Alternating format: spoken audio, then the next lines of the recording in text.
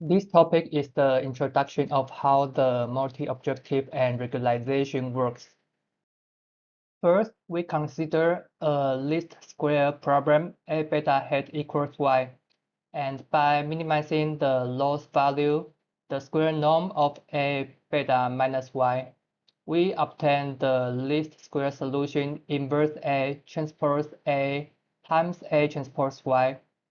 But in the real world, we normally have multiple goals to be optimized, and the more general loss value is j equals j1 plus j2 all the way up to jn, where ji is the ith goal to be optimized. However, it's not possible to satisfy every single loss value at the same time, so the weight lambda is introduced to indicate the importance of single term. So J becomes lambda 1 J1 plus lambda 2 J2 all the way up to lambda n Jn. This approach is called regularized least square and can be seen as a multi-objective optimization problem. Now we consider a multi-objective problem with two terms. Very often, we perform curve fitting and wish to get a smooth curve.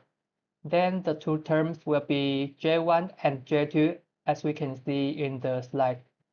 J1 is the loss value of fitting term, and J2 is the smoothness penalty term, where D is a difference matrix. It is used to indicate the difference between former and later entries when applied to other vector. The total loss becomes J1 plus lambda J2, and we can arrange this equation a little bit to make it like the original loss function. Since we have already known that the least square solution of the original loss function, we can then apply this to get the regularized least square solution. However, this method has a tricky point. Small value of lambda may cause overfitting, while large value of lambda may cause oversmoothness. Another algorithm called cross-validation can be used to deal with this issue. Now I'm gonna demonstrate this with Julia. This is the library I use in the following code. At the beginning, a sign function is used to generate data points, but a random noise is added to the sign function to make it way more messy, as we can see in the graph. Then a data point matrix A is built, and the difference matrix is also built to show the difference between adjacent coefficients. This is the regularized least square solution and the predicted value based on the fitting model that we're gonna use for the next coding. Then because we want to know what extent lambda would affect the curve fitting line, 0, 5, and 50 is used.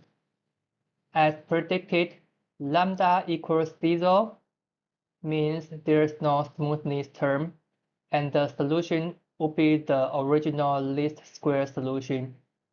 If lambda is very big, it means the smoothness term is way more important than the fitting term.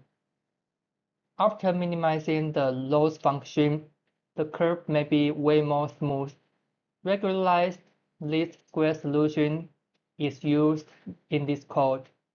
After the solution is obtained, we can draw the curve fitting line based on the fitting model, and we can see in the line graph, if lambda equals 0, then the curve gets closer to the data points to minimize the loss value. Once lambda gets bigger, the curve gets smoother. But if lambda is too big, it may lose some attributes of the curve, So it would be an important issue to strike a balance, that is, to select a proper lambda so the curve can be smoother but won't lose some attributes. Our original random seed is 0, but if we change the random seed to 1, we can still get the predicted curve based on which lambda is given, and this also proves the availability of this method. This is the loss function for fitting term, smoothness term, and total error that we're gonna use for the next coding. We can also draw a regulation trade-off graph based on a set of lambda. Here, lambda from 0 to 50 is used to calculate each loss value from J1, fit error, J2, smoothness error, and J3, total error.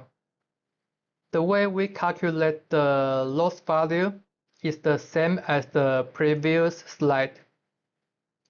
As here and here, the code aims to save J1, J2, and J3 for each lambda. On the right graph, we can see J1 is minimal when lambda is 0 and gets bigger when lambda gets bigger. At the same time, J2, the smoothness term, gets smaller very fast. This means we can sacrifice the loss value of curve fitting term a little bit, but we get the curve smoother. Although the total loss value gets bigger, but we strike a balance between the curve fitting and the smoothness.